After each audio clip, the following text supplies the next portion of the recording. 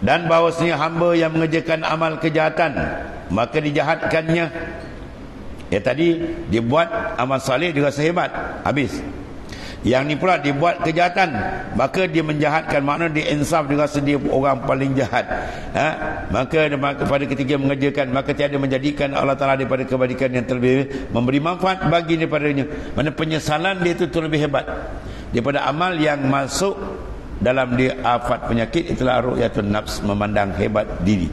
Maka menyatakan mu'alif ini dipanggil tauti'ah. Dia nak masuk matan bawah ni apa disebut? Maksiatun aurasat zullan wan kisaran khairun min ta'atin aurasat izzan wastikbaran. Maksiat aurasat zullah waftikara khair min ta'ah aurasat izza wastikbara. Maksiat yang mempusakai akan kehinaan. Dia buat je maksiat, lepas tu terus diekori dengan rasa hina dia dengan Tuhan, menyesali sungguh dengan Ta'ala. Dan iftikar, fakir rasa rahmat Tuhan, ya, maka keluar hamba itu daripada dirinya dan kembali ia kepada Tuhannya. Terlebih baik tu daripada taat yang mempusakai akan kemuliaan dan kebesaran. Dia buat taat, dia rasa dia hebat. Dia buat taat, dia rasa dia lah paling saleh.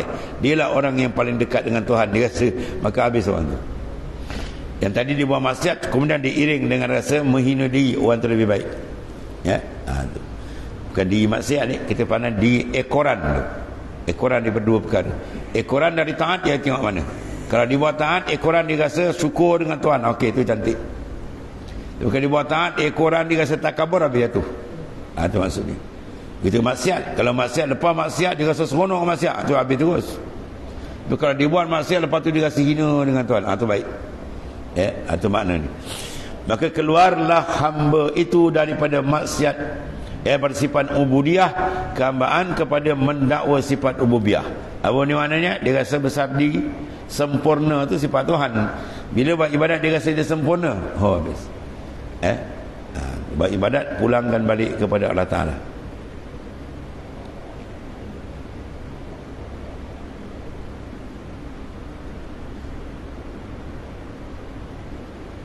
Maka inilah maksiat yang mempusakai sifat ubudiyah. Iaitulah apa? Terlebih mulia sifatnya. Satu orang zaniah dia, Bani Israel, seorang penzina, perempuan pelacur mungkin lah. Jadi dia rasa insaf, dia nak jumpa seorang abid, ahli ibadat. Ahli ibadat ni punya kelebihan, dia berjalan depan padang pasir tu awan payung dia. Awan payung. Bila perempuan yang nak bertobat ni, perempuan pelacur ni, dekat aja dengan dia, abid tu hambat, hei, di sana kan, nyang apa, ngotoh aja kalau bahasa kita lah kan, buat sui. Ya, dia kata macam tu je, pum, tuan tukar terus. Awan tadi pergi payung perempuan. Akhirnya laki-laki ni sesat di hujung hidup ni. Jangan kan. Tuan nak pusing sekejap itu. Ya. Jadi kalau kita nampak orang-orang macam ni, kita doakan dia. Ya. Ada sifat rahmat, kasih sayang, bimbing, tarik dia. Ya. Kita pakai dia ni bahaya. Orang kita rosak gitu, macam kita ni baik now. Jangan pandang itu. Ya, kena pandang dengan rahmat, tarik. Ad-dallu 'alal khair kafa'ili. Ad-dallu 'alal khair kafa'ili. Orang yang menunjuk, membimbing orang pada jalan baik, dia dapat pahala orang tu sebanyak-banyak pahala orang tu. Seorang tu tak semayang contoh dia, kita dapat dia tarik dia sampai dia akhirnya dapat jadi orang yang kekal mengaji semayang. Sepanjang dia semayang tu semua pahala kita dapat. Dia dapat, kita pun dapat sama. Jadi maknanya apa? Cari sentiasa jalan, menarik manusia pada jalan Allah. Itu sifat Rasulullah SAW. Bukan memandang besar diri kita, bukan. Ya? Si Abi Madian At-Tilimsani kan cerita masyhur. Dua orang dengan dua sifat yang berbeza. Satu ahli maksiat, yang orang kampung tu kenal lah. Mana kalau kita semayang tidak pakai seluar pendek kan. Yang seorang lagi tu ahli nampak luas saleh dengan jubah serban ni, wah hebat kan. Bila dia datang menghadap Syekh Abi Madian At-Tilinsani, sengaja wali-wali besar. Bila dia beri salam, yang ahli al-usah, ahli maksiat beri salam, Syekh Abi Madian jawab. Orang yang saleh tu beri salam, Syekh Abi Madian tak jawab. Ya, jadi anak murid dia pelik. Ya Sayyidi Syekh, apa makna ni? Dia kata, Allah Ta'ala bukakan pada batin hatiku, yang datang kau nampak orang saleh tu, oh kami main kotor ke, malah aku layan ni.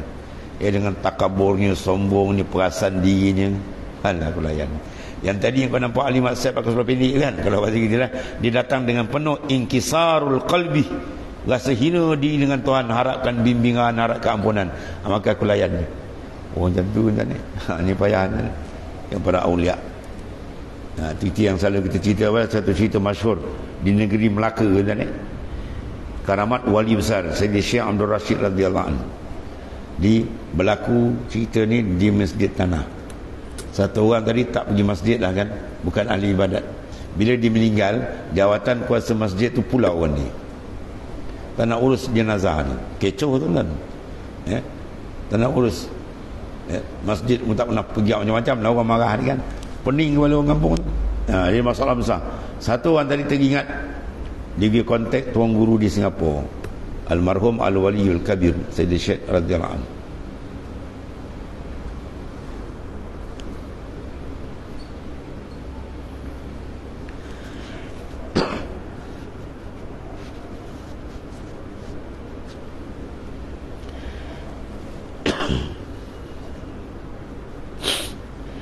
Jadi Sayyid Syekh Abdul Rashid kata apa kan, uruskan jenazah dia. Sebelum dia mati, malam tu dia bertobat, dan tobat dia Tuhan dah terima. Allah, bergebut dia orang ni. Bertukau. Daripada pulau terperanjat dia orang, bergebut uruskan jenazah balik. Sayyid Syekh Abdul Rashid kata apa, dia dah bertobat sebelum dia mati. Malam tu dia bertobat, dan tobat dia telah diterima oleh Allah Ta'ala. Kau siapa? Berubah habis tu adanya hikmat ahli kashfin, ahli kasyaf dan ni. Kalau ukut zahir macam kata masjid tak pergi, apa tak pergi. Ini bukan mana bagi ruang tak payah kita buat untuk ujung-ujung ni untuk baik, bukan. Maknanya jangan kita meletakkan hukum tu dengan semudah ya. Manusia tu boleh berubah. Allah Ta'ala boleh beri hidayat bila masa, sebab hidayat bukan hak kita ya. Dia boleh beri hidayat pada siapa yang dia kendaki, dan dia boleh tarik siapa yang dia kendak. Dia boleh beri dan dia boleh tarik. Lepas tu Sayyidina Umar radhiyallahu anhu yang dijamin syurga. Sayyidina Umar, siapa dia tak kenal. Setiap hari dia menangis di malam hari, sampai kesan tangisan dia menyebabkan pangkal mata dia hitam. Kita kalau menangis 2-3 bulan tak hitam lagi gitu. Ya, putih lagi kan. Bila orang tanya kenapa keadaan begitu, dia kata aku bimbang sangat di akhir umur, takut tercabut imanku. Masya Allah. Padahal dia dah jamin syurga kan. Itu sifat orang yang cantik, begitulah keadaan ni. Walaupun dia hebat tak, dia tak pernah merasakan dia hebat, bahkan sentiasa merasakan cemas, takut-takut tergelincir daripada jalan Allah Ta'ala. Itu sifat orang hebat.